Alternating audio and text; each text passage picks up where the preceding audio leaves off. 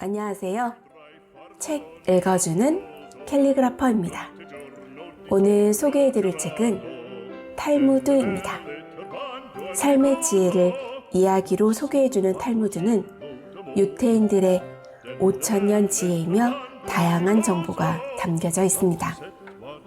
구전되던 내용을 3세기경에 글로써 엮은 미슈나와 이 내용을 주석한 여러 가지 글을 모은 게마라로 구성되어 있습니다.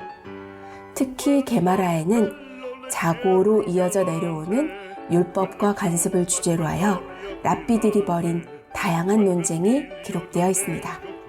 그래서일까요? 하브루타라고 하는 토론식 유대인 공부법이 있는데 이때 탈무드는 아주 중요한 책입니다. 두 사람 이상이 짝을 지어서 자신이 생각하는 탈무드의 의미와 자신의 해석을 상대방에게 큰 소리로 전달하는 것입니다. 그러면서 자신의 생각이 정리가 되고 서로의 생각을 들음으로써 사고의 폭도 확장되어 가는 것입니다. 그렇기 때문에 탈무드에 나타난 이야기는 꼭 한 가지 결론, 한 가지 의미만을 가진다고 볼 수는 없습니다. 방향과 입장에 따라서 다양한 해석이 나올 수 있습니다. 우리나라의 흥부놀부전의 해석이 예전에는 못된 욕심꾸러기 놀부의 권성징악적 이야기라는 해석이 지배적이었지만 요즘엔 오히려 형에게만 의존하고 가장으로서의 정확한 계획이 없어 보이는 무능력한 흥부를 비판하고 적극적이고 계획적인 놀부의 삶의 방식을 칭찬하는 주장도 보이니까요. 이처럼 탈무드는 나에게 화두를 던지는 책입니다. 이런 이야기에 어떻게 생각하는지, 똑같은 상황이라면 난 어떻게 행동할 것인지에 대해서요. 그렇기에 오랫동안 여러 나라 사람들에게 사랑받고 가치를 인정받은 책입니다. 그럼 토론할 준비가 되셨을까요? 탈무드 속 다양한 주인공들을 지금 만나러 가시죠.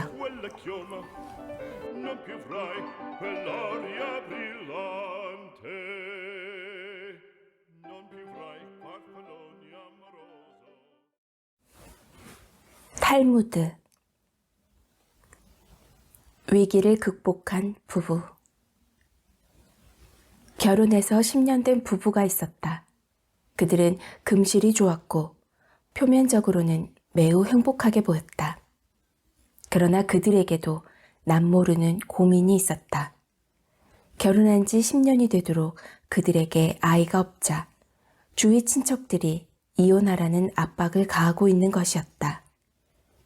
남편과 아내는 모두 헤어지기가 싫었다. 그러나 가족들의 압력이 너무 강했기 때문에 남편은 고민에 빠져 옛 스승을 찾아갔다. 그는 아내를 너무나 사랑하기 때문에 설사 이혼을 하더라도 아내에게 굴욕감을 주지 않고 평온하게 헤어지기를 원하고 있었다. 옛 스승이 말했다. 아내를 위해 성대한 파티를 열고 그 자리에서 10년간 자네와 함께 살아온 아내가 얼마나 훌륭했는가를 여러 사람들 앞에서 치하하게나. 알겠습니다. 그렇게 하면 모두들 제가 아내를 조금이라도 싫어하기 때문에 헤어지는 것이 아니라는 걸 알게 되겠지요. 그런데 전 사랑하는 아내에게 선물을 주고 싶습니다. 무엇을 주고 싶은가? 아내가 진심으로 오래도록 소중하게 간직할 수 있는 것을 주고 싶습니다. 그렇다면 파티가 끝날 무렵 아내에게 묻게나 내가 가지고 있는 모든 것 중에서 당신이 갖고 싶은 것 한 가지만 말하시오. 그것이 무엇이든 선물로 주겠소. 하고 말았세. 옛 스승은 어린 시절의 제자를 돌려보내고 제자의 아내에게 무언가 기쁨을 해주었다. 마침내 파티가 끝날 무렵 남편은 스승이 일러준 대로 아내에게 물었다. 그러자 아내가 대답했다. 저는 당신을 선물로 갖고 싶어요. 두 사람은 서로를 껴안았다. 이혼은 취소되었고 그 뒤에 그들 사이에는 두 아이가 태어났다. 신자와 선인은 다르다. 어떤 마을에 스스로 경건한 신자임을 자처하면서 예배당에는 잘 다니고 있지만 실제 품행은 매우 나쁜 사나이가 있었다. 하루는 목사가 그를 불러 품행을 바르게 하라고 주의를 주었다. 그러자 그 사나이가 말했다. 나는 정해진 날에는 꼬박꼬박 예배당을 다니는 경건한 신자인데쇼. 여보게나 동물원에 매일 간다고 해서 사람이 동물이 되는 건 아니자는가? 상인의 지혜. 어떤 상인이 도시로 물건을 사러 갔다. 며칠 후에 바겐세일이 있다는 사실을 알고 그는 그때까지 기다렸다가 물건을 사기로 했다. 그러나 그는 많은 현금을 갖고 있었기 때문에 그것을 몸에 지니고 있는 것이 불안했다. 그는 조용한 곳으로 가서 그 돈을 전부 땅에 묻었다. 다음날 그곳에 가보니 돈이 없어졌다. 이리저리 생각을 더듬어 보았지만 자기가 묻은 것을 본 사람은 아무도 없었으므로 그는 어째서 돈이 없어졌는지를 알 수가 없었다. 그곳에서 조금 떨어진 곳에 집이 하나 있었다. 상인은 그 집 벽에 구멍이 뚫려 있다는 사실을 알게 되었다. 그는 틀림없이 그 집에 살고 있는 사람이 자기가 돈 묻은 것을 그 구멍으로 내다보고 있다가 후에 꺼내간 것이라고 생각했다. 상인은 그 집에 살고 있는 노인에게 이렇게 말했다. 노인은 도시에 살고 계시니까 머리가 영리하시겠군요. 제게 지혜를 좀 빌려주십시오. 저는 물건을 사려고 이 도시에 왔는데 지갑 2개를 가지고 왔습니다. 하나에는 은화 500개가 들어있고 다른 하나에는 은화 800개가 들어있습니다. 저는 그 작은 지갑을 남몰래 어느 곳에 묻어두었습니다. 그런데 나머지 큰 지갑도 땅속에 묻어두는 것이 좋을까요? 아니면 믿을 만한 사람에게 맡겨두는 것이 좋을까요? 그러자 노인은 이렇게 말했다. 만일 내가 당신이라면 다른 사람은 아무도 믿지 않겠소. 작은 지갑을 묻어둔 곳에 함께 묻어두겠소. 상인이 돌아가자 욕심쟁이 노인은 자기가 꺼내온 지갑을 그곳에 도로 갖다가 묻어놓았다. 상인은 그것을 지켜보고 있다가 자기 지갑을 무사히 찾았다. 막내의 마술사과. 시골에 삼형제가 살고 있었다. 이들 형제에게는 제각기 한 가지씩 보물이 있었다.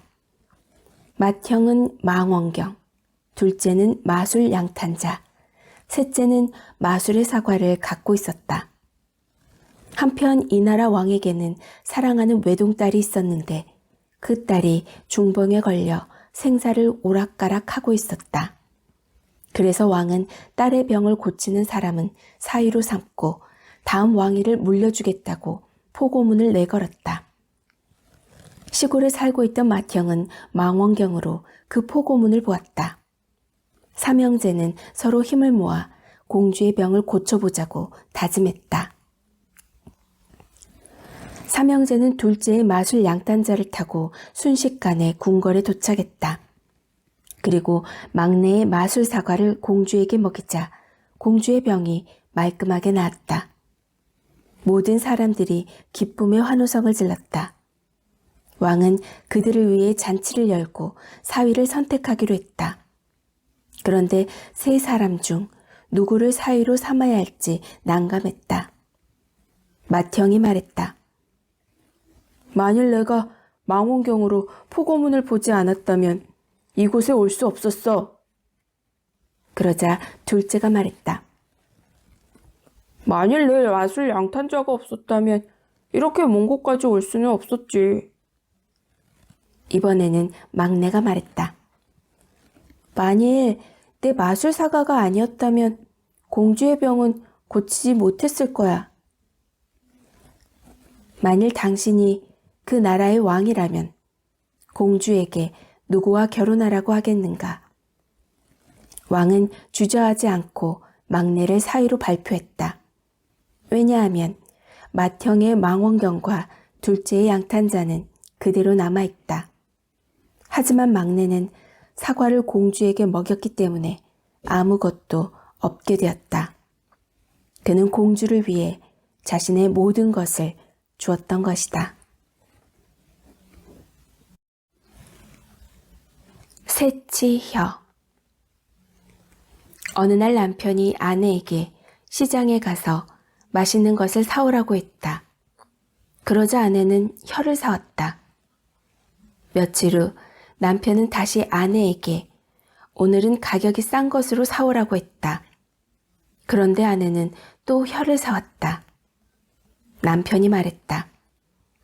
지난번에 맛있는 것을 사오라고 했을 때도 혀를 사오더니 싼 것을 사오라고 해도 또 혀를 사왔으니 어찌된 일이오? 아내가 대답했다. 혀는 잘 사용하면 더 이상 좋은 것이 없고 잘못 사용하면 그보다 더 나쁜 것이 없기 때문입니다. 진정한 효도. 금화 6,000개 값에 해당하는 큰 다이아몬드를 갖고 있는 어떤 사나이가 있었다. 어느 날 그 집에 궁궐에서 사람이 찾아왔다.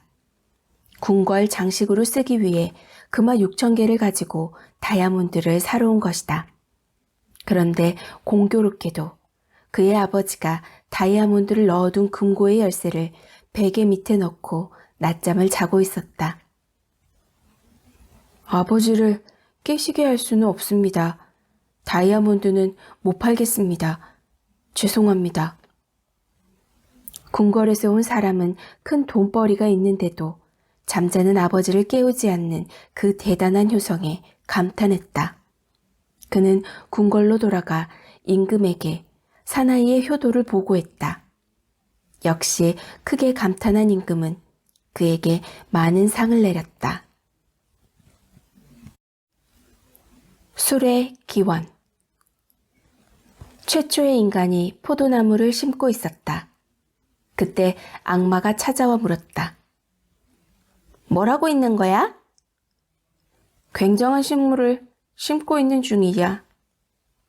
이건 처음 보는 식물인데? 이 식물에는 아주 달고 맛있는 열매가 열린다고. 그리고 그 국물을 마시면 아주 행복해지지. 그러자 악마는 자기도 꼭 동업자로 넣어달라고 부탁했다. 그리고는 양과 사자와 원숭이와 돼지를 끌고 와서 그것들을 죽여 피를 거름으로 주었다. 포도주는 이렇게 해서 처음으로 세상에 생겨났다.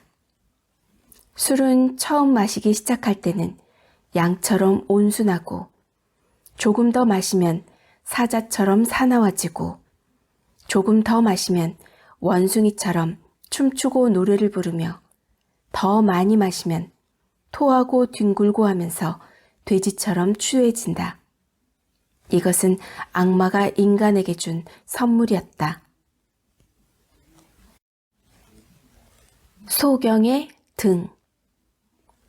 한 남자가 깜깜한 밤길을 걸어가고 있었다. 그런데 맞은편에서 소경이 등불을 들고 걸어왔다.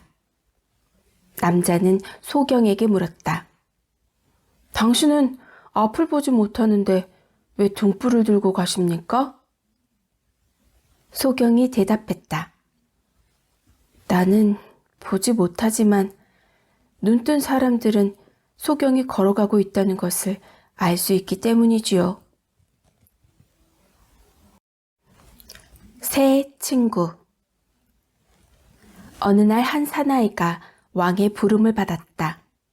그 사나이는 혹시 자신이 기억하지 못하는 죄가 있어 벌을 받게 되기라도 할까봐 혼자 가기를 두려워했다. 그런데 그 사나이에게는 새 친구가 있었다.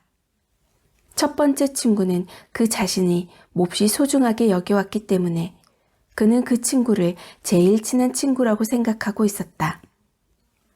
두 번째 친구 역시 사랑하고 있었지만 첫 번째 친구처럼 소중하게 여길 정도는 아니었다.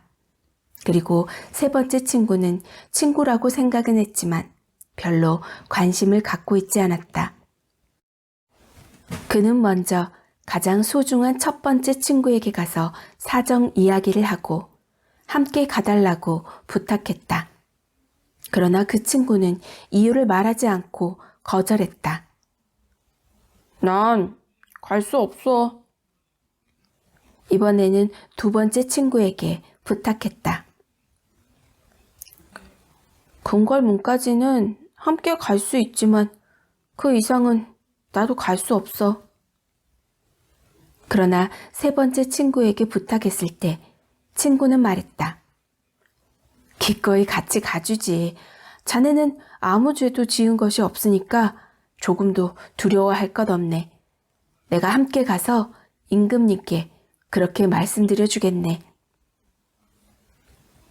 첫 번째 친구는 재산이다. 두 번째 친구는 친척이고 세 번째 친구는 자신의 선한 행위였다. 희망. 한 사내가 나귀와 개를 이끌고 여행을 떠났다. 그리고 그에게는 작은 램프가 하나 있었다. 날이 저물어 어둠의 장막이 내리자 사나이는 헛간 한 채를 발견하고 거기서 자기로 했다. 그러나 잠자기에는 아직 이른 시간이었기에 램프를 밝혀 책을 읽기 시작했다. 그런데 바람이 불어 등불이 꺼졌다. 그는 하는 수 없이 잠을 자기로 했다. 그가 잠자고 있는 동안 여우가 와서 개를 죽여버리고 사자가 와서 그의 나귀를 죽여버렸다. 아침이 되자 그는 개와 나귀를 잃은 슬픔을 간직한 채 램프만을 가지고 혼자 터벅터벅 길을 떠났다. 마을에 이르러 보니 사람의 그림자라곤 하나도 없었다. 그는 전날 밤 도둑대가 이 마을에 쳐들어와 집을 파괴하고 마을 사람들을 모두 죽여버렸다는 사실을 알게 되었다. 만일 램프가 바람에 꺼지지 않았더라면 그도 도둑들에게 발견되었을 것이다. 그리고 만일 개가 살아있었더라면 개가 짖어대는 소리를 듣고 도둑들이 몰려왔을 것이다. 또 나귀도 소란을 피웠을 것이다. 결국 그는 이 모든 것을 잃어버린 덕분에 살아남을 수 있었던 것이다. 그는 하나의 진리를 깨달았다. 사람은 최악의 상태에서도 희망을 잃어서는 안 된다. 나쁜 일이 좋은 일로 바뀔 수도 있다는 사실을 믿어야 한다. 7번의 변화. 남자의 일생은 7단계로 나뉜다. 1살. 제왕. 모든 사람들이 임금님을 받들듯이 달래주기도 하며 기분을 맞춰준다. 2살. 돼지. 진흙탕 속을 마구 뛰어다닌다. 10살. 새끼양. 웃고 떠들어대고 뛰어다닌다. 18살. 말. 다 자라서 힘을 뽐내고 싶어한다. 결혼 후. 당나귀. 가정이라는 무거운 짐을 지고 끙끙거리며 걸어가야 한다. 중년. 개. 가족을 부양하기 위해 사람들의 호의를 구걸한다. 노년. 원숭이. 하는 행동이 어린애처럼 유치하지만 아무도 관심을 기울여주지 않는다. 시집가는 딸에게 현명한 어머니가 나의 사랑하는 딸아, 내가 만일 남편을 왕처럼 존경한다면 그는 너를 여왕처럼 떠받들 것이다. 그러나 내가 하녀처럼 행동한다면 그는 너를 하녀처럼 취급할 것이다. 만일 내가 콧대를 너무 세워 그에게 봉사하기를 싫어한다면 그는 완력을 써서 너를 하녀로 만들어버릴 것이다. 내 남편이 그의 친구를 방문할 때면 그로 하여금 목욕을 하고 옷을 단정히 입고 나가게 하라. 그리고 남편의 친구가 집에 놀러 오거든 성의를 다해서 극진히 대접하라. 그렇게 하면 남편은 너를 소중히 생각해 줄 것이다. 항상 가정에 마음을 쓰고 남편의 소지품을 소중히 다루어라. 그러면 그는 내 머리 위에 왕관을 씌워줄 것이다. 현인에게는 7가지 장점이 있다. 첫째, 자신보다 어진 사람 앞에서는 듣는다. 둘째, 남이 이야기할 때는 방해하지 않는다. 셋째, 대답하기 전에 먼저 생각한다.